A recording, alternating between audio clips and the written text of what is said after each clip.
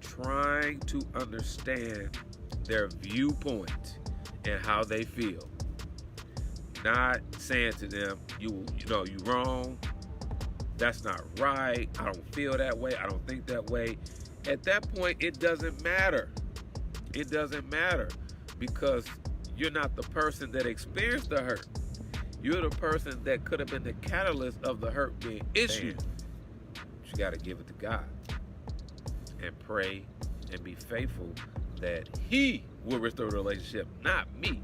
I'm the instrument that's obedient to what I'm given to restore the relationship. Ultimately, He's going to restore the relationship. Again, I'm obedient to not what I want to do. I'm obedient to not my expectations. I'm obedient to what I've been given to manage and steward and be faithful to and trust Him for the increase.